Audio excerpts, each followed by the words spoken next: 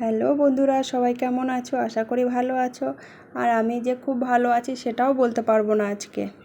তো দেখো, সকাল সকালেই আমি রান্না বসিয়ে দিয়েছি। একদিকে ভাতটা ফুটছে আর এদিকে আমি সয়াবিনের তরকারিটা করব বলে সয়াবিনটা একটু জলে ভিজিয়ে দিয়েছি, যাতে একটু ভালো করে ভিজে যায়। তো এদিকে দেখো, আমি কুমড়োটা ভাজা করব, তার জন্য না কুমড়োটা কেটে নিচ্ছি। তো আজকে তাড়াতাড়ি কেন রান্না করছি সেটাই হলো কথা। তো আজকে রান্না করছি কারণ আমার কদিন ধরেই আমার দুটো দাঁতের মাঝখানে না একটু মানে গর্ত মতন হয়ে গেছে। তো ওইটাকেই না দেখাতে যাব ডাক্তারের কাছে। আমাকে আগে একদিন গিয়েছিলাম ডাক্তারের কাছে, তো সেটা তোমাদের সঙ্গে শেয়ার করা হয়নি। তো দাঁতটাকে এখন আরসিটি বলে, ওই জিনিসটা করছি আর কি। আরসিটি করাচ্ছি, তো বলেছে 5বার আসার জন্যে। তো একবার হয়ে গেছে, তো আজকে গেলে হবে 2বার।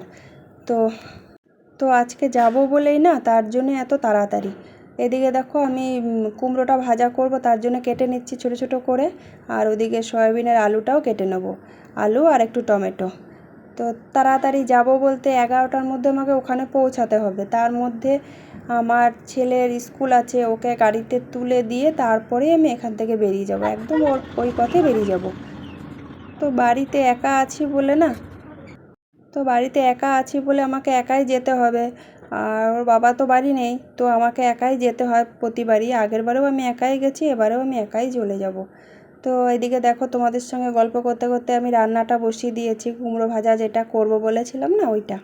তো একটু তেল আর একটু সর্ষে ফোড়ন দিয়ে আর একটু শুকনো লঙ্কা দিয়ে আমি কুমড়ো ভাজাটা বসিয়ে দিয়েছি।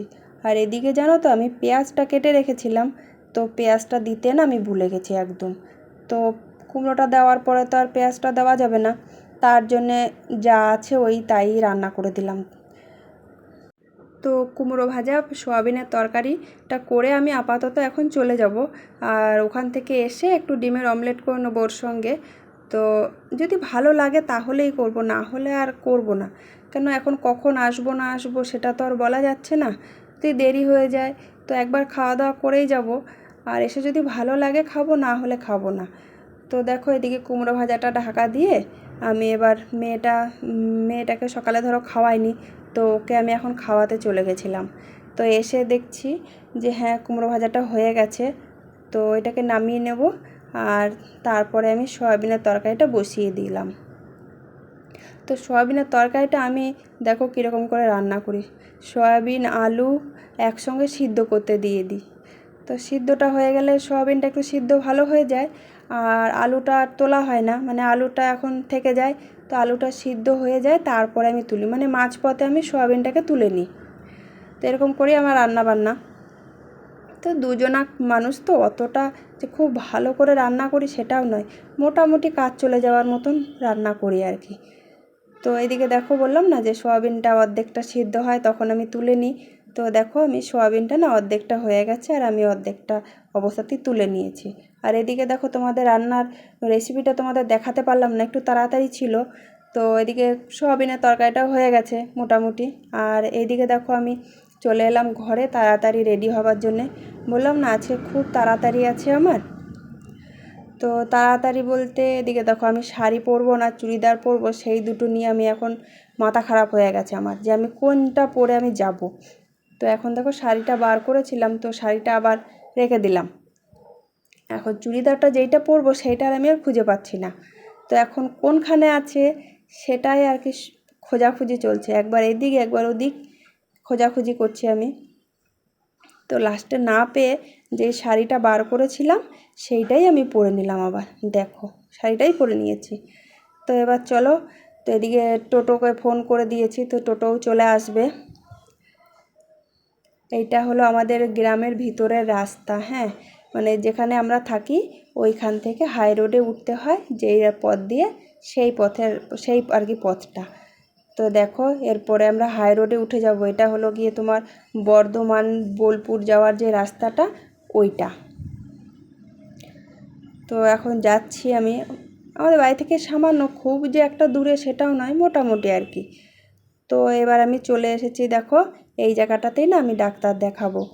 তো দাঁতের ডাক্তার, তো কালকে ছিল মঙ্গলবার, তো প্রচণ্ড পরিমাণে 2 না 3টে ডাক্তার বসেছিল, প্রচণ্ড ভিড় ছিল।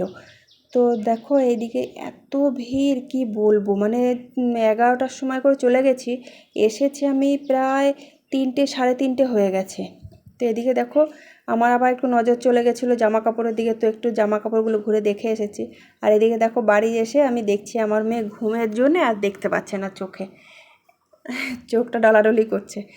তো আর কোনো কথাও বলবে না, ওর কোনো কথা বলার ইচ্ছা নেই এখন, ও বলছে এখন ঘুমাতে যাব। তো আমরা শুয়ে পড়েছিলাম, তো আমার মেয়ে এখন দেখো ঘুম থেকে উঠে গেছে, আমরা দুজনাই উঠে গেছি। তো এই যে আমার মেয়ে ঘুম থেকে উঠে এখন বলছে আজকে আর খাবারটা খাবে না, ও যেটা খায় আর কি, আর বলছে এখন আমাকে ম্যাগি করে দাও। তো ওর ম্যাগিটা হচ্ছে আর আমার ছেলের চা বানাচ্ছি। তো দেখো চাটা হয়ে গেছে, চাটা হয়ে যাওয়াতে আমরা দুজনা তো দুটো কাপে আমি ঢেলে নিয়েছি। তো চলো এবার দেখো,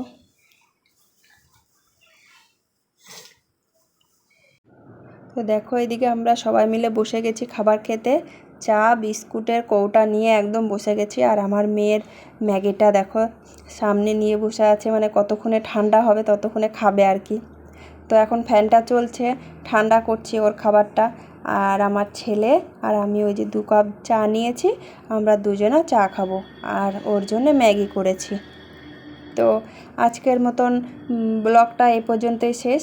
আর অন্য একটা দিন আসবো একটা নতুন ব্লগ নিয়ে।